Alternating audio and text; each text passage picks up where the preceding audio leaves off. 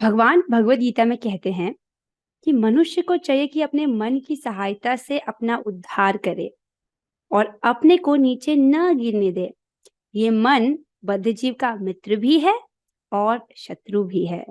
कि जिसने मन को जीत लिया है उसके लिए मन सर्वश्रेष्ठ मित्र है, किंतु जो ऐसा नहीं कर पाया है इसके लिए मन सबसे बड़ा शत्रु बना रहेगा। नाउ चेक योरसेल्फ, अपने आप को चेक कीजिए, क्या मैंने मन को जीत लिया है? नहीं। तो मन हमारा सर्वश्रेष्ठ मित्र है इस वक्त? नहीं। इसका मतलब मन क्या है? हमारा सबसे बड़ा शत्रु है। हम 24 घंटे हमारे सबसे बड़े शत्रु के साथ रहते हैं। हमको लगता है कि ये जो बाहर व्यक्ति है इसने मुझे गलत बोला है, ये मेरा शत्रु है। वो व्यक्ति आपको एक ही बार बोल सकता है, राइट? अब वो सुनो ना सुनो, दैट इज योर चॉइस। ठीक है, प्रॉब्लम आ सकती है लेकिन misery is a choice, right? आप जो प्रॉब्लम है उसमें जो एक्शन लेना है आप वो एक्शन लीजिए, पर मिजरेबल होना, उस चीज के लिए बहुत ज्यादा परेशान होना, ये किसी भी बात का सोल्यूशन नहीं है। तो अब ये जो मन है जिसके साथ हम 24 घंटे रहते हैं, इसकी बात हमको नहीं सुननी है, राइट? क्योंकि ये इस वक्त क्या है? हमारा सबसे बड़ा शत्रु है। और हम क्या सोचते हैं कि हमारा मन हमारा दोस्त है और हम इसकी सारी बातें सुनते हैं, इसको खुश करने का प्रयास करते हैं, जबकि शत्रु की बात नहीं सुननी चाहिए। किसकी बात सुननी है? हमें हमें भगवान की बात सुननी है। भगवान ने जो भगवत गीता में इंस्ट्रक्शंस बोले हैं उसको सुनना है, अपने मन की बात को नहीं सुनना है।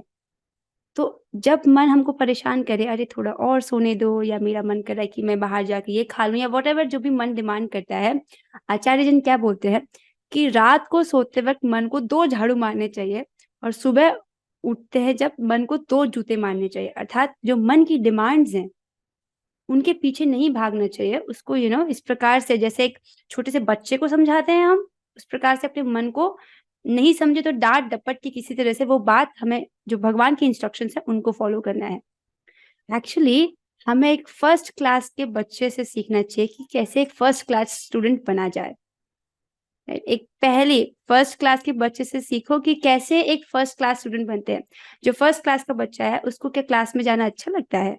उसको खेलना अच्छा लगता है, अपने दोस्तों के साथ बातें करना अच्छा लगता है, उसको उसको फ्री, छोटा बच्चा है, उसकी कैसी डिमांड्स है, उसको उसको नहीं अच्छा लगता है कि रिस्ट्रिक्टेड इन्वायरमेंट में उसको पढ़ना पड़ रहा है। फिर भी तो वो स्कूल जाता है रोज, बेचारा यूनिफॉर्म पहनता है, इतना बड़ा बस्ता पहनकर जाता है, 6-7 घंटे स्कूल में बिताता है वो। उससे सीखना चाहिए कि डिसिप्लिन क्या होता है। उसका मन नहीं कर रहा पर फिर भी वो रोज जा रहा है, राइट? क्यों? क्योंकि पेरेंट्स है ना, उसको बोलते कि नहीं बच्चे ये आपके लिए अच्छा है। और आपके केस में क्या है, हमारे केस में क्या है, हम ही अपने पेरेंट हैं और हमको हमारे जो बच्चा जो मन है इसको समझाना है कि देखिए तेरे लिए अच्छा नहीं है और ये अच्छा है, इसे करना है। अब मन नहीं मारे तो आचार्य कहते हैं कि 2 झाड़ू और 2 जूते मारो। अगर मन की बात मानेंगे तो क्या होगा? इस भौतिक संसार की प्रॉब्लम्स में हम फंसे रहेंगे, वापस ये जन्म मृत्यु जरा व्याधि की समस्या में वापस पड़े रहेंगे और हमारे दुखों का अंत नहीं होगा। ठीक है, इसीलिए हमको मन की बात नहीं सुननी है, भगवान के इंस्ट्रक्शन सुनने हैं। इसी के साथ हम आज की जो क्लास है उसको शुरू करते हैं। आज हम पढ़ रहे हैं प्रश्न उत्तर, और अगर समय मिला तो हम श्लोक 7 भी आज डिस्कस करेंगे। धर्म क्षेत्र कुरुक्षेत्र की ऐतिहासिक और वैदिक महत्ता क्या है? अगर ठीक है, डिम्पल जी आप बताइए। सो कुरुक्षेत्र जो था वो एक तीर्थ स्थल था, जहाँ हम्म। पर महाभारत का युद्ध हुआ है। हम्म। तो ये उसकी ऐतिहासिक है कि वहाँ पे महाभारत का युद्ध हुआ था। और वैदिक महानता ये है कि वो एक तीर्थ स्थल था। तो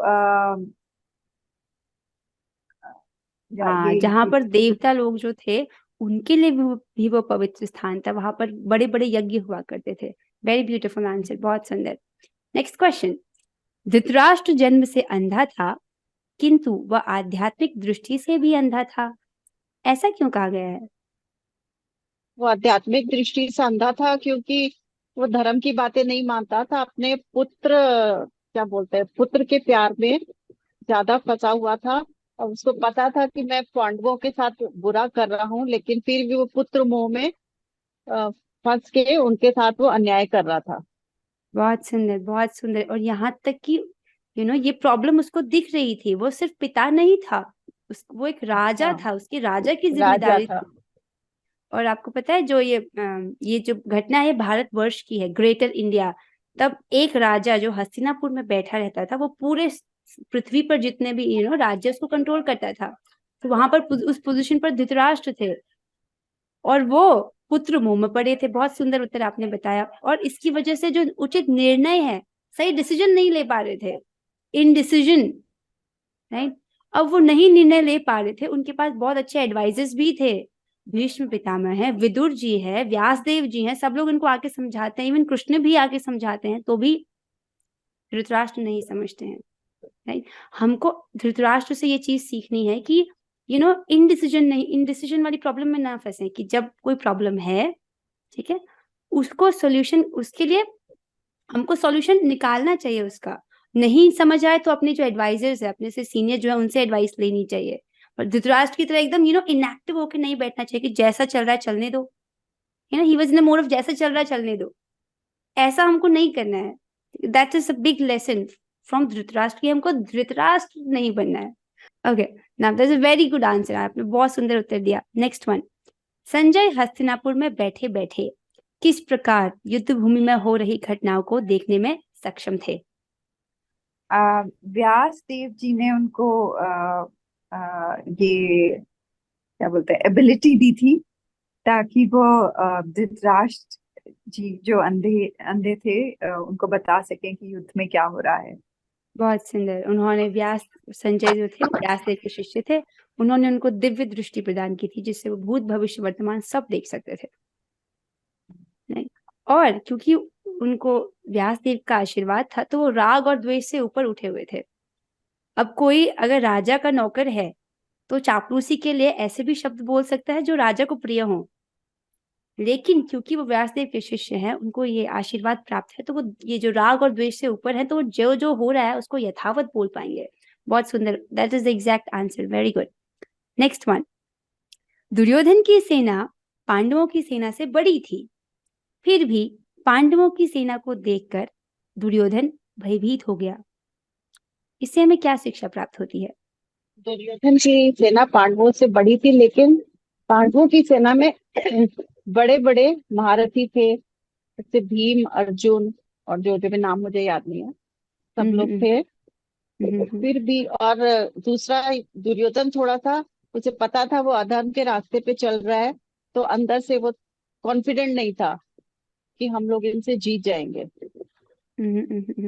आपने अच्छा नहीं, प्रयास किया, पर ये सही उत्तर नहीं है। सही उत्तर ये है कि किसी आप भी प्रकार का मटेरियल अरेंजमेंट, किसी भी प्रकार की भौतिक व्यवस्था, हम चाहे कुछ भी कर ले मटेरियली, राइट, वो हमारे डर से, हमारे डर की निवृत्ति नहीं कर सकता।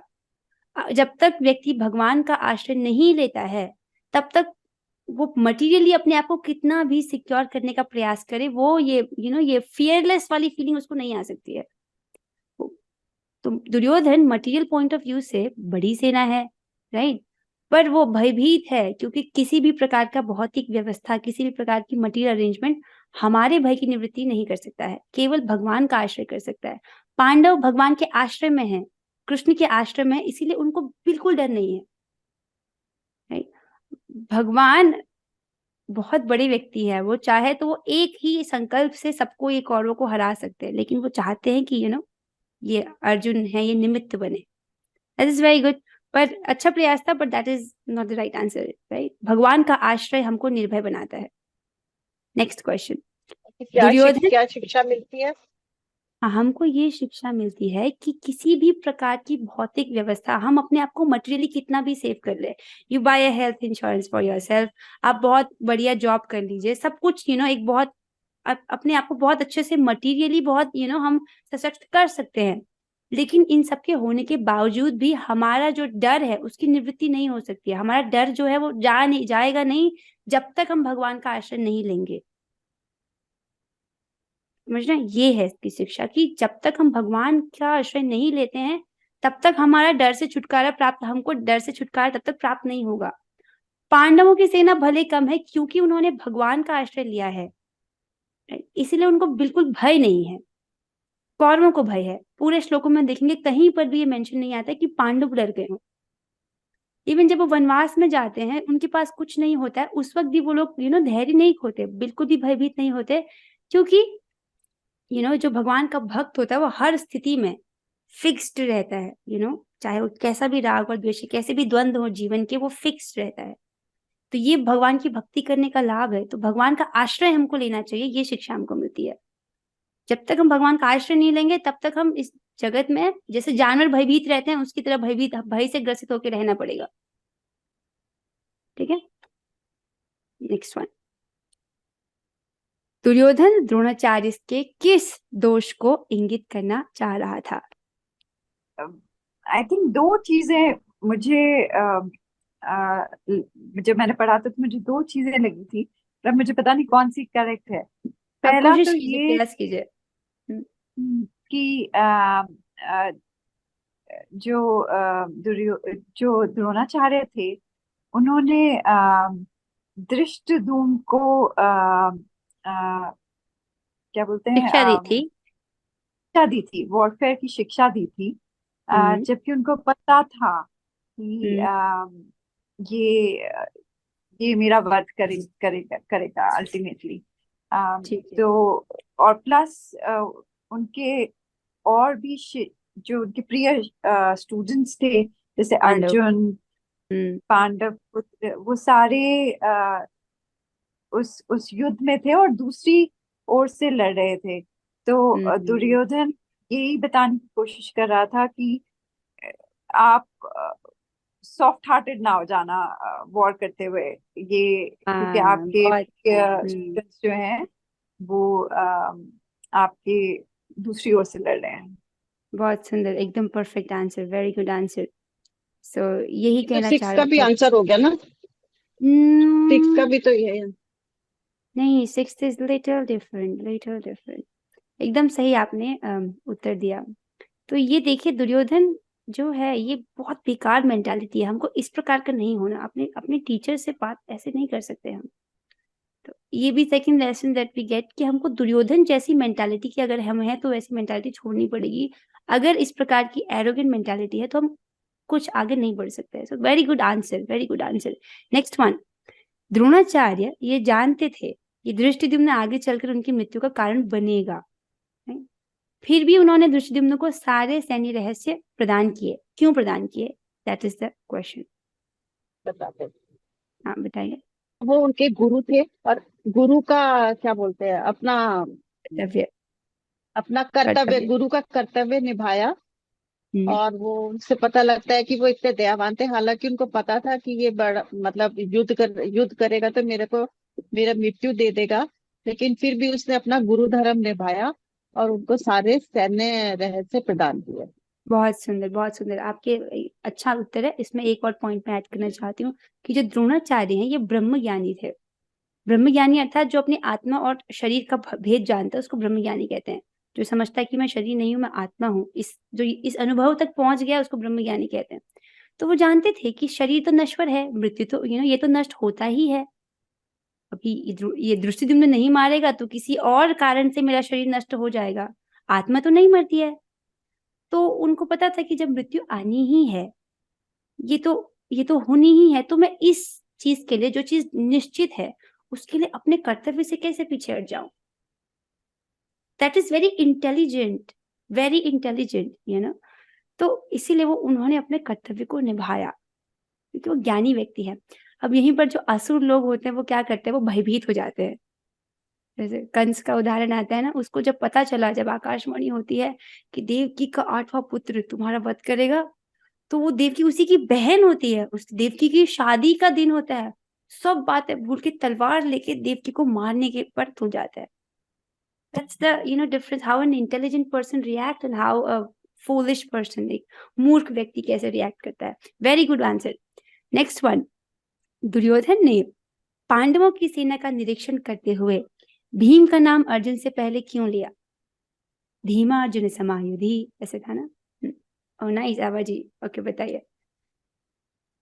तो भीम ने चार क्या बोलते हैं, चार वचन लिए थे कि मैं तीन दुशासन तीन की छाती प्रतिज्ञा का थी। लहू, अच्छा, एक तो मैं दुशासन की छाती का लहू पीऊंगा, और दुर्योधन ने उसको द्रौपदी को अपनी जगह पे बिठाया था, तो उसने बोला था कि मैं उठाया नहीं था, इसकी जगह उसने ऐसा तोड़ूंगा। बोला था, उसने ऐसा हाँ। बोला था, अच्छा इस प्रकार बोला अच्छा, था कि बिठाया नहीं आप, था। इस प्रकार बोला था ना उनको बड़ी सभा में, इस प्रकार से बोला था, तो भीम का खून खौल गया था। अच्छा, फिर उन्होंने कहा था कि मैं इसकी जगह तोड़ूंगा। हाँ, और ऐसे बोल। तीसरा उन्होंने बोला था सारे कौरवों को मैं मृत्यु दूंगा। हाँ, वेरी गुड, ये 3 प्रतिज्ञाएं थी भीम की। ये सारे के सारे कौरवों को मैं मारूंगा, ये दुशासन की छाती को खून पीऊंगा, और ये दुर्योधन का तो मैं झंगा तोड़ूंगा। तो वेरी गुड आंसर, इसलिए वो बहुत भयभीत था, भीम की प्रतिज्ञाएं थी। दिस इज वेरी इंटरेस्टिंग कि जब वॉर होता है, युद्ध होता है, तो पांडव लड़ रहे हैं कौरव से, उससे लड़ते हैं लेकिन उसको मारते नहीं है, छोड़ देते कि चलो भीम भाई इसको मारेंगे। उसी प्रकार पांडव सेना के अलग अलग योद्धा हैं, वो कौरवों से लड़ते हैं, लेकिन कि कोई भी इसको मारता नहीं है कि इसको भीम भ्रातृश्री भीम मारेंगे। तो इस प्रकार से सबको भीम मारते हैं। एक भाई थे जो जिसने इसका अपोज किया था, राइट, कि दुर्योधन को इस प्रकार से हमारी भाभीश्री के साथ इस प्रकार बिहेव नहीं करना चाहिए। तो वो जो होते हैं, अब वो भी दुर्योधन की तरफ से लड़ने आते हैं युद्ध में, युद्ध में वो दुर्योधन की तरफ से आते हैं, लेकिन ये जो सभा में जब अपमान हो रहा होता है द्रौपदी जी का, वो विरोध करते हैं। तो भीम क्या करते हैं, अब क्योंकि उन्होंने प्रतिज्ञा ली थी और युद्ध में आया हुआ है, दुर्योधन की तरफ से लड़ने के लिए युद्ध में आया हुआ है, अ, उसका भी वध करते हैं, फिर उसकी परिक्रमा करते हैं वो, क्योंकि उससे कोई पर्सनल द्वेष नहीं था। This is like Pandav are very respectful. Very good answer, I am very happy कि आप लोगों ने अच्छे से प्रिपेयर किया और क्लासेस सुनी है। That's good. ठीक है, करते हैं। Okay, let's do it. एक श्लोक तो एक दिन में होना चाहिए, राइट? दिव्य ध्वनि है सब। अस्माकं तु विशिष्टाये अस्माकं तु विशिष्टाये तानि बोध द्विजोत्तम, तानि बोध दिव्योत्तम, नायका मम सैन्यस्य नायका मम सैन्यस्य संज्ञार्थं तान् ब्रवीमि ते। संज्ञां तं ब्रवीतां संज्ञार्थं तान् ब्रवीमि ते। संज्ञान्तं संज्ञार्थं संज्ञार्थं तान् तान् ब्रवीमि ते। ब्रवीमि ते। हाँ, संज्ञार्थं तान् ब्रवीमि ते। संज्ञार्थं तान् ब्रवीमि ते। बहुत सुंदर। Next one. अस्माकं तु विशिष्टाये